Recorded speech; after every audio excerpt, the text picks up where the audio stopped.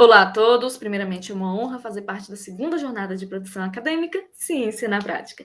Sou a professora Cláudia Lilian dos Santos, mestra em Zoologia pelo ESC, coordenadora do grupo de produção acadêmica pelo GPA IFBA, e em parceria com minha companheira Alessandra Carla Fulanetti, doutora em Agricultura pelo NESP, iremos apresentar o trabalho intitulado Uso de Metodologias Aliadas às TEDx no Ensino Remoto, uma análise de estudos de caso, dentro do eixo temático de educação. Prazer. E para uma apresentação didática desse trabalho, ele está estruturado em introdução, objetivo, metodologia, resultados e discussão, e por fim, irei apresentar as considerações finais do estudo. Para introduzir um pouquinho, vamos falar sobre a nova realidade online educacional, que foi cunhada pela paralisação das atividades letivas presenciais durante a pandemia Covid-19 em 2020. Ou seja, chamado ensino remoto não presencial, ou as atividades remotas emergenciais. Durante essas atividades, houve um novo repensar, um novo replanejar e um novo ressignificar das práticas docentes para uma nova transposição didática. Ou seja, o professor ele precisou se realinhar com a nova realidade educacional. E antes de mais nada, vamos entender um pouquinho qual o significado do nosso objeto de estudo, que são as metodologias ativas. Como o próprio nome fala, metodologia ativa, ele é um conjunto de estratégias ativas que irá proporcionar uma participação efetiva dos nossos alunos, que é centrada não na figura do professor, mas no processo de aprendizagem e processo cognitivo para aquisição de saberes do meu educando, visando assim alcançar um protagonismo estudantil. Para Moran Bessic, em 2017, eles ainda fundamentam que essas estratégias elas têm que estar interligadas de forma híbrida e flexível para proporcionar esses objetivos vias de fato. Se observarem ao lado, nós temos um infográfico mostrando quais são os princípios das metodologias ativas, MAs, dentro do ensino. Segundo os dados de Diesel e colaboradores em 2017, o que a gente observa? Que a metodologia ativa, ela é aquela metodologia que ela é, primeiro, centrado na figura do aluno, né? O aluno, ele é foco do processo de aprendizagem.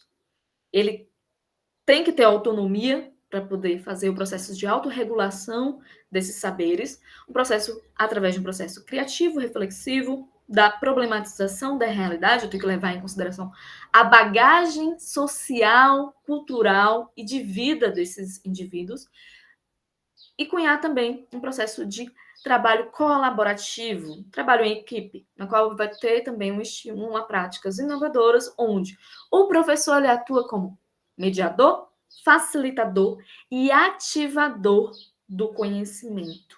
Aqui o professor ele não é centro, ele é mediador. Aqui o aluno ele é centro do processo de aprendizagem. E como objetivo desse estudo, nós pretendemos apresentar algumas possibilidades do uso das MAs, das metodologias ativas, que vão estar alinhadas com também o uso das TEDx, que são as tecnologias digitais da informação e comunicação adotadas durante o ensino remoto.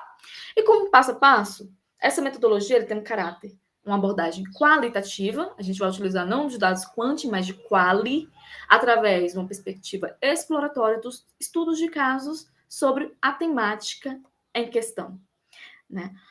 Esse compilado de estudos de caso, ele fez parte de uma coletânea, no caso de um artigo introdutório mais específico, de uma coletânea de livros, de compilações de trabalhos que foi organizada, que está sendo organizada em processo ainda, por mim e a professora Alessandra Fulanetti. Esse livro, essa coletânea é titulada Professor Ser Ativo e Metodologias Ativas, Dificuldades do Ensino Remoto versus Reflexões da Prática Docente. E resultados e discussões, né? Eles enfocam em 3 casos específicos que a gente vai trazer aqui para exemplificar e ilustrar nosso levantamento de dados. Primeiro, uma nuvem de palavras construídas pelos alunos para representar as problemáticas ambientais. Então, qual foi a metodologia adotada aqui nesse estudo de Pasqualino em 2021? Foi a ABP, ou chamada de abordagem baseada em problemas. E foi alinhada a uma ferramenta intuitiva e virtual chamada de worldwatch.com. Aqui podemos observar que a proposta é o professor, ele vem, né, e apresenta para os alunos, educandos, algumas possibilidades de problemáticas antrópicas e ambientais que acontecem no dia a dia e na realidade de vida, e de forma mais ainda situacional, dentro da cidade desses alunos. Então, o que esses alunos eles podem ter? Uma forma de criar soluções criativas e reflexivas para atender a uma demanda problemática da bagagem social de vida deles. Então, eles propuseram aqui, a partir dessa abordagem, desse projetinho chamado Desafio de Inovações, algumas soluções, tomadas de decisões para problemáticas em pauta. Né? A gente pode observar o formato de uma gotinha, com algumas problemáticas, formato de uma árvore, formando uma nuvem de palavras. Então, aqui eu uso, a partir de uma ilustração artística, para exemplificar, né, dispor minhas palavras, problema.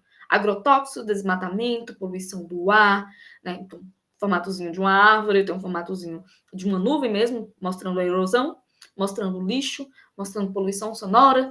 Tem um formato de um planeta, mostrando também várias problemáticas, formato de um rosto, formato de uma lâmpada. Então, quanto que alinhar as problemáticas, então, eu trabalho a partir de problemas, bagagem do meu aluno, né, para tomada de decisões dessa bagagem. E um segundo caso, um estudo de caso, está relacionado com o uso do Google Jamboard em uma sala de aula invertida. Então, a metodologia ativa foi utilizada, foi sala de aula invertida, e a TEDIC foi o Google Jamboard. O que aqui foi trabalhado? Por Santos, em 2021, foi trabalhado um mapa mental, um brainstorm, de chuva de ideias, né, na qual o aluno ele dispõe, ele mesmo faz a construção dos seus processos cognitivos, a disposição da organização de sequência lógica de ideias. Então, ele traz aqui, né, eu tenho primeiro uma abordagem central, que é o título, Análise de áreas degradadas da Serra do Periperi. Olha como que, a partir de um primeiro momento, uma aluna chegou e falou, professora, eu quero trabalhar apenas com análise de dados, áreas degradadas. Mas espera aí, onde? Qual o recorte local? Qual o recorte temporal? Qual o recorte situacional, né? Então, a gente tem que pensar nas questões. O como. Como que você vai fazer essa pesquisa? Então, o professor, repare, ele atuou aqui como mediador. O aluno que vai construir o seu projetinho de pesquisa.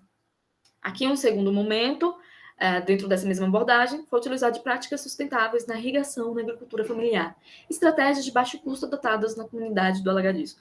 Olha como que a gente tem uma pesquisa que ela é aplicada, né? Que ela é execuível, que o aluno consegue chegar porque ele sabe onde, quando, e ele sabe o que ele vai pesquisar e como ele vai pesquisar. E um terceiro caso e último caso, a gente apresenta aqui o uso de rotação de estações, que é uma metodologia ativa aplicada e alinhada com uma ferramenta virtual chamada Padlet. O Padlet, ele atua como uma ferramenta, uma mídia, que apresenta uma forma de mural. O professor ele tem a capacidade aqui, foi a proposta dessa pesquisa, né, como que funciona, de eu tenho várias estações, o aluno ele passa, dá uma paradinha em cada uma dessas estações, aqui mais especificamente a gente tem 6 estações, né? A primeira foi um vídeo de 5 minutos, apresentado pelo professor. Segunda estação, um texto síntese. A terceira e quarta, reportagem sobre a ditadura militar, que foi a temática em pauta. Quinta, uma chargezinha exemplificando. E sexta, uma elaboração de conceitos. Repare, são vários tipos de estímulos, de recursos diferentes para trabalhar uma mesma abordagem. Então, são vias de acesso diferentes para eu chegar ao mesmo conteúdo. E olha que legal, que bacana. Ainda tem a possibilidade de socialização, de reflexão, através de comentários sobre na ferramenta. E como considerações finais, é sabido que o ensino remoto, minha gente, por si só, ela não se sustenta de forma de condições de forma de forma democrática, em condições de desigualdade e acessibilidade tecnológica. Os nossos alunos, grande parcela, eles não tiveram, né, uma parte principalmente voltada para a zona rural, eles não tiveram acesso à internet. Muitos deles não tiveram nem acesso ao computador, muitos deles não tiveram sequer acesso a um celular. Então, ele não se sustenta de forma democrática, porque a gente vai além disso, vai além de um contexto que ele é social, que ele é cultural e que ele demanda da realidade de vida dos nossos educandos. Porém, as metodologias ativas, elas são muito bem-vindas para ter um alinhamento com a BNCC e, em particularidade, a adoção de mídias digitais, tecnologias da informação, elas traçaram como ponte de acessibilidade para o ensino remoto, já que nesse ensino remoto eu precisei requerer de ferramentas para chegar até o meu aluno. Deixo aqui à disposição as referências, Bacic, Pasqualino, Peifer, Santos, e o contato. Muito obrigada e curtam o evento. Um abraço.